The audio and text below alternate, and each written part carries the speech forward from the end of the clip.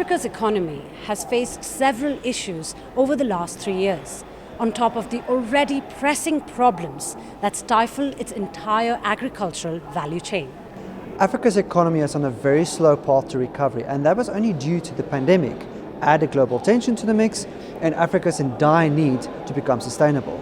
We spent the last week here at AGRF 2022 to learn about actionable solutions to build resilient food systems and to strengthen the economy.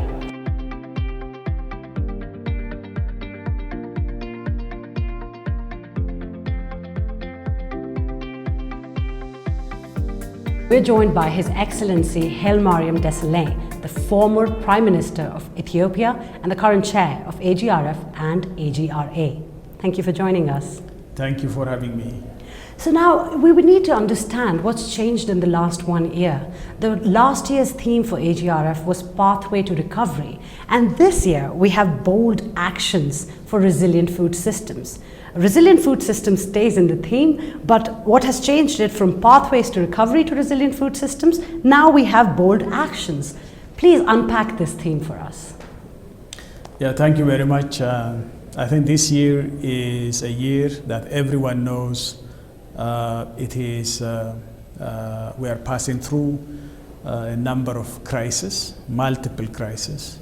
That includes, when we try to recover from COVID-19, now we are facing a global crisis because of the Ukraine and Russia conflict.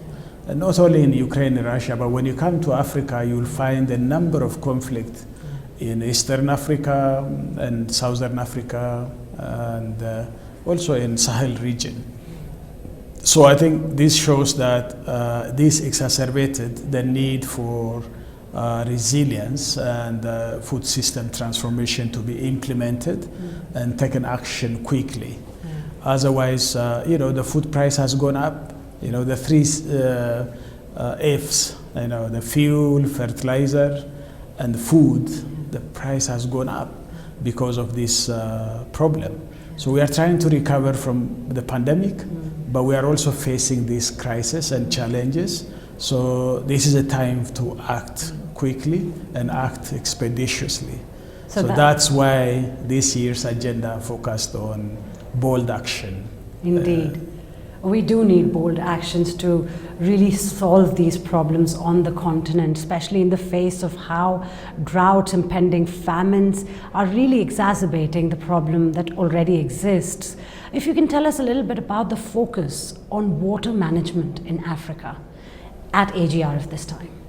Yes, I think because of the water stress, and that is, of course, because of the climate change, and water management, not necessarily only water management, but the ecosystem management, watershed management, which is the source of water itself, is highly needed. So we have to go for regenerative agriculture and water and soil conservation works that's based on rigorous planning for the watershed management, and also looking into the agroecology in different parts of Africa, and then keep the water for those variabilities in rain. You see rain is sometimes coming late and sometimes early onset while the crop is maturing. So these kind of vulnerabilities can be addressed if we properly manage our water. There are some countries who are showing a great stride and forward movement in this regard. And we need all African countries where you see, when you see at a nutshell, the amount of water we get annually is not so much a difficulty because we have that amount. But if you manage it, if you properly conserve it, we can make agriculture to be viable, but otherwise the shocks can disturb the whole thing, and agricultural productivity decline, as well as the post-harvest processes will be in a problem if we don't manage properly. So water management should be at the center of agricultural production, and also the whole food system as a system. So I think, as you raised, with this year's one of the focus was on water management and irrigated agriculture as an entry point. Absolutely. Water is the gold of our century. Exactly. And securing it, conserving it is critical to so many other sectors of development in Africa. Let us talk a little bit about the finance aspect of this. How are you seeing commitments being made at AGRF? How many people are coming forward with better pledges, more comprehensive approach to tackling these issues? Yes, I think in this AGRF, something which I have seen is a huge commitment from national governments. You know, our heads of state present in the AGRF and those who also attended virtually has committed to put more money into the agricultural sector. There is, a big understanding that agriculture is the central production system and also sector that brings about the desired transformation in the whole food system in Africa. And that shows that, if the fiscal sources are put in place, then there is a need for matching fund that should come from our donors and also stakeholders that are involved in it, including the philanthropists. So in this regard, we have seen a huge interest to put more money into the agriculture and food systems this time. So it's very much encouraging. Not only governments and development partners, but also private sector. When you see our deal room this time, more than 300 SMEs, and 15 African countries involved in it, and 50 companies, big companies, who are involved in both in productivity and production side, as well as outsourcing and the marketing side. So there is a big push from the private sector as well to involve into this opportunity and to bring about the food systems transformation. The African Union plays a vital role in connecting and directing governments on the continent, along with placing Africa under the correct global spotlight. Up next is a conversation with Josefa Sako, the new Commissioner for Rural Economy and Agriculture, on AU's commitment to building a self-reliant Africa. Even before the current food crisis, this sector, agriculture, was already into a lot of challenges, such as the conflicts in Africa, climate change issues, pest and disease issues, and now we had the COVID-19 pandemic, and now the crisis, the Ukraine crisis. All this is amounting to do the food crisis that we are passing. So the reports we are getting from both FAO for the status of nutrition and malnutrition, it's really very worried. So we need to do something. We need to speed up, because Africa has 386 people that are undernourished on the continent. And every year when we take the statistic, we see that there's an increase. There's an increase, so we need to really improve the situation. We need to make sure that all the citizens in this continent have access to food.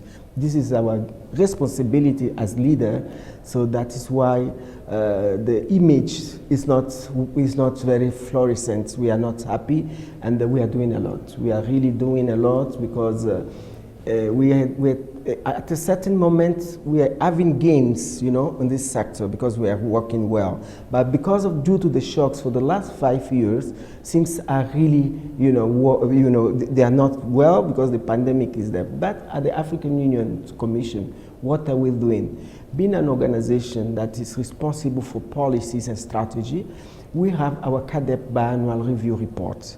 So we have our CADEP, the Malabo Declaration. This is a commitment of our head of state to transform agriculture and ensure food security for the continent. So this program was launched in 2014. Up to now, the progress is very low. what are the challenges? Why is it not working? Investment.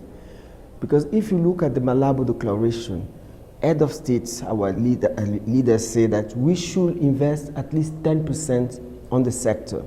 Many countries, due to poverty, they cannot do it. So this is number one. Number two, we say that by 2025, we end hunger. Our evaluation, the biennial review report that we submitted to our head of states this year, this edition, the third edition, is telling us only one country is on track, which is Rwanda. But even though the others are making progress, 28 countries are making progress really to reach, the goals of 2025 to end hunger. The other policies that can be identified that's causing this bottleneck that can be reversed or to be removed altogether to make trade easier and also to bring in Africa continental free trade to help assist the process.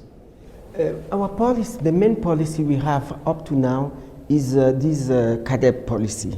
The CADEP is the policy we have, but since 2014, and now the situation is different. So last year we were preparing the food summit, the UN food summit.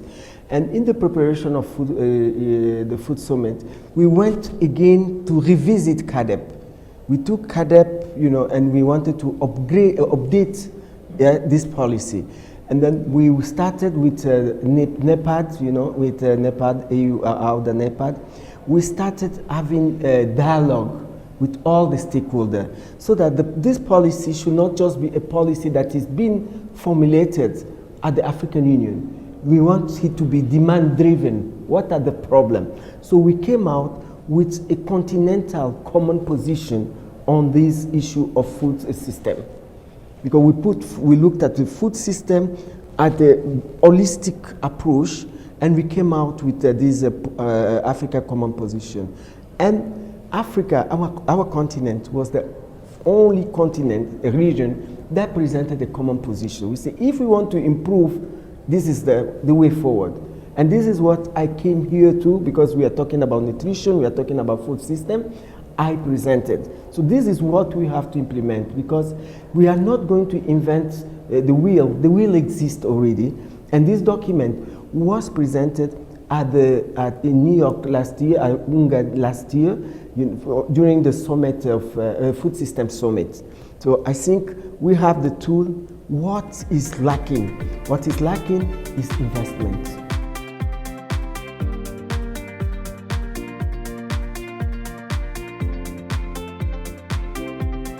We are joined by Alvaro Laria, the President-elect for IFAD, International Fund for Agricultural Development.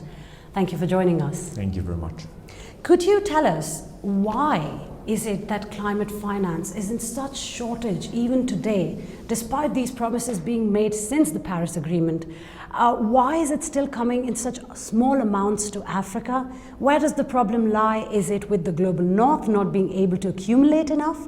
Or is it with Africa that it is not able to attract enough? Well, I thank you very much, and thank you for having me. So for us at IFAD, climate finance has been there for a very long time. Actually, I would say after the current Ukraine war, what we're seeing is that many of the challenges that were there already are coming to the surface, where it's the food systems, where it's climate financing. Indeed, for us, out of the climate finance we do, which is more than 40% of our portfolio, 90% is adaptation to climate change, and that's fundamental for our smallholders. What we are really looking at right now is that many of these climate shocks, what they're doing is actually bringing our smallholders into poverty. So they are losing their assets, they're losing their biodiversity, and they do not have the means to actually be able to support their livelihoods. In terms of the question you asked me vis-a-vis finance, it's true that we're talking about hundreds of billions. There's big climate funds, the Green Climate Fund, the Global Environmental Facility. The finance to a certain extent is there, the institutions are there. I think it's the political will to actually be able to move forward. Interesting you say that it is political will, so it comes down to also how Africa is trying to create the ecosystem that is conducive of these investments. Certainly. Now in your organization, we were talking about earlier how it has moved after the accreditation that it received. It has moved from just donors to now also engaging the private sector financing for the most vulnerable in Africa. Tell us about that. How is that faring? So for us at IFAD, we have been an institution that has been lending to the public sector for more than 40 years. However, in the last 3-4 years, we have understood that we need to bring more actors into the picture. And for us, the private sector is fundamental. We have started a new private sector window, and we have been seeing how we can really mainstream it and bring these investments that are actually very much needed. Throughout the value chain, it's fundamental that we bring the big corporations, but we also bring the smallholders and connect the smallholders to the markets and connect them to the big corporations. What about security for the small-scale farmer? We keep hearing about it, but only 2% of climate adaptation finance is coming from a very small pool as it is to the small-scale farmer, probably less than that.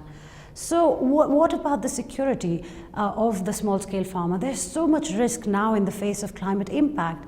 So what is an organization? How do you look at it? How does IFAD want to strengthen that for the small-scale farmer? So for us, as you have been mentioned, we have been also working with the African risk capacity in bringing all of these issues from the macro level to actually the micro levels. For us, it's very important how to implement it, how to make sure that these smallholders benefit and are able to secure their future. Obviously, the type of challenge is massive, but we have to start somewhere. So for us, microinsurance as well as dealing with the private sector is some of our priorities in my incoming presidency. Diversifying crops and maximizing the quantity of food production were also brought to light as means to increase agro-processing abilities in Africa. Sven Holsether, CEO of Yara International, spoke about some of the best solutions.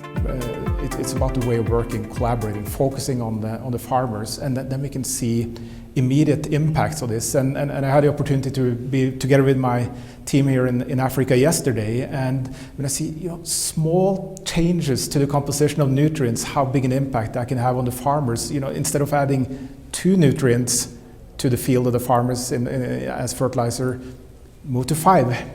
Small increase, $30 per hectare.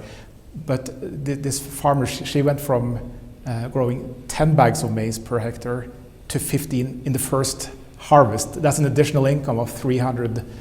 It's like 10 times the return on the investment. And how do we scale this, and how do we drive this with force to really make a big difference? And then the food sector here can grow significantly. And then as you increase the productivity, more can be done downstream in processing as well, and developing an even stronger food system and food industry here in Africa. It's a huge business opportunity, but it needs to be grabbed.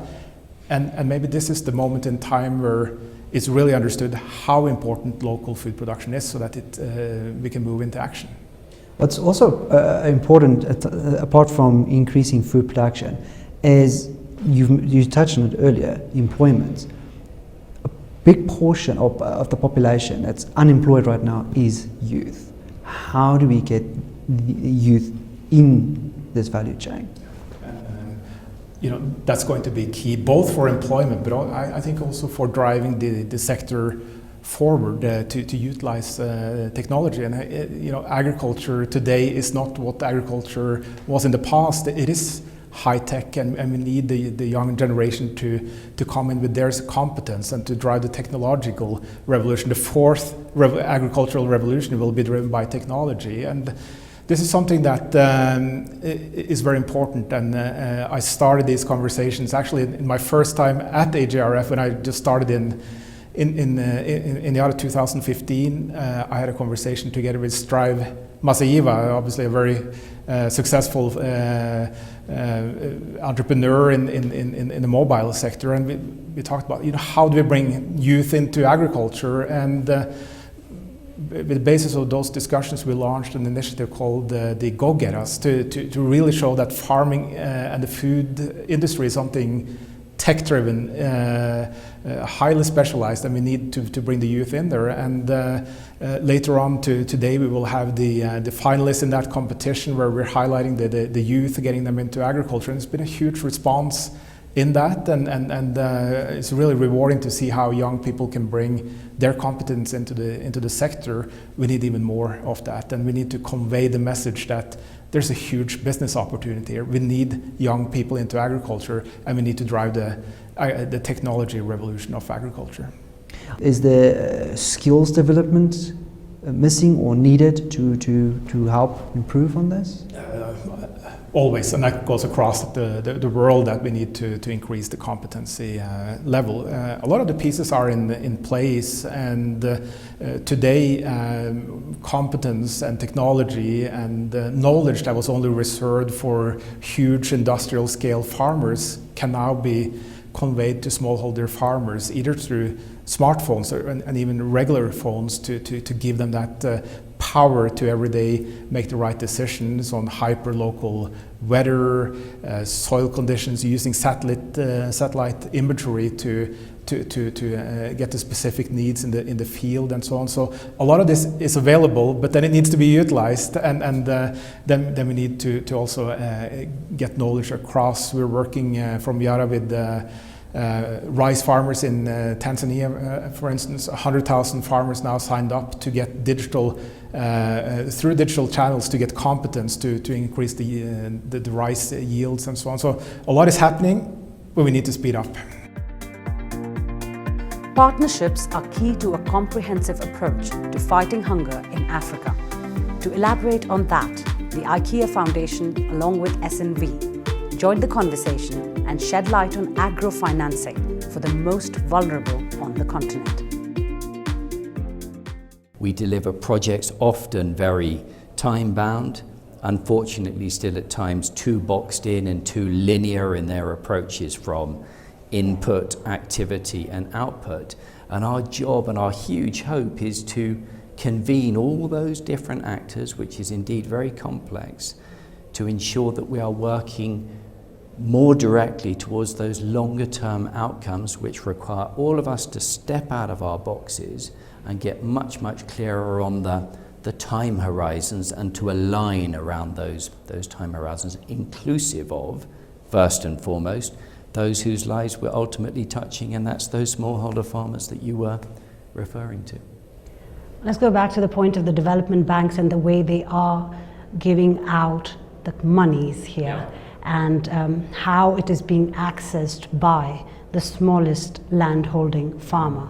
Tell us a little about that. How are you involved in that regard, and what have you, how have you advocated for the small? So at SNV for years, as I believe Nico, you know, we've been working on what we call results-based financing programs, so stimulating in the main small and medium enterprises to push out their tools, technologies and products to more peripheral parts of the countries where we're working. On the back of them doing that and the technical assistance that we and others provide, there is a payment mechanism that comes in.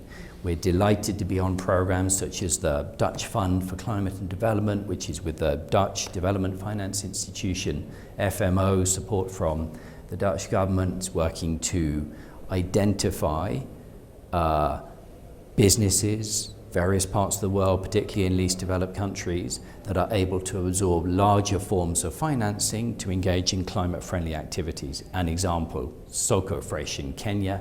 50% of horticultural produce in Kenya doesn't make it to market because you can't keep it fresh. Soko Fresh has come up with a really neat, innovative way of preserving that freshness. Another one in Vietnam, shrimp, mangrove, shrimp farming in mangroves. We all know how important mangroves are to the climate, right?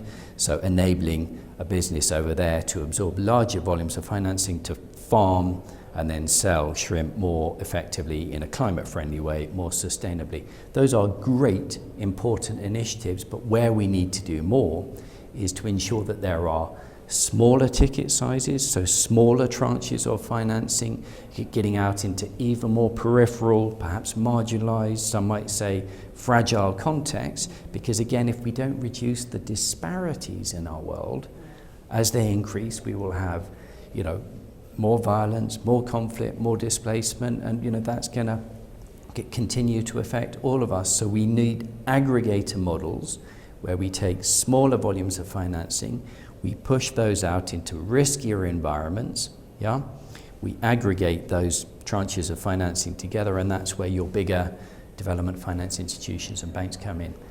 Desperately important that we figure out more innovative ways to enable that.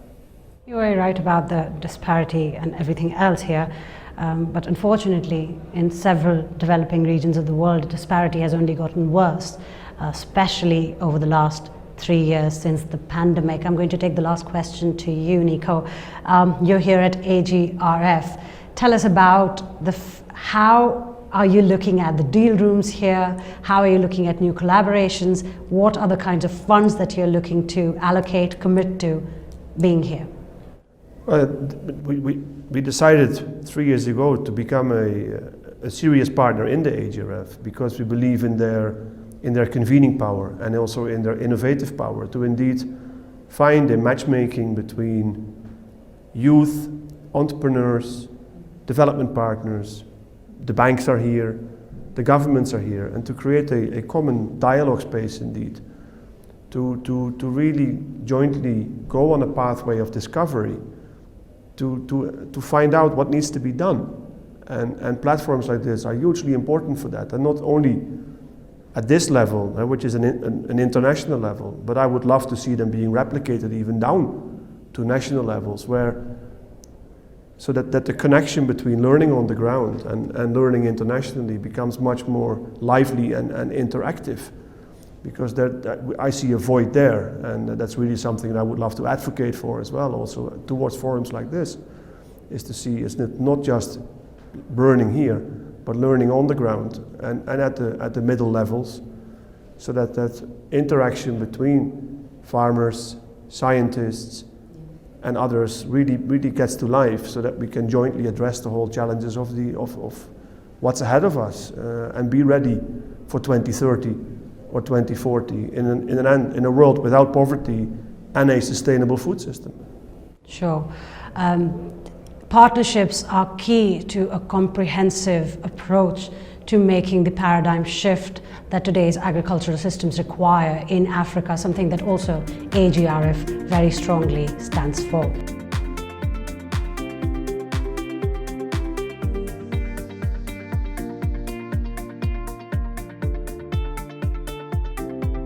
Finances, food systems, science and innovation. Challenges, solutions, and the way forward. These were some of the key conversations highlighted at this year's AGRF Summit. Until next time, goodbye from Kigali.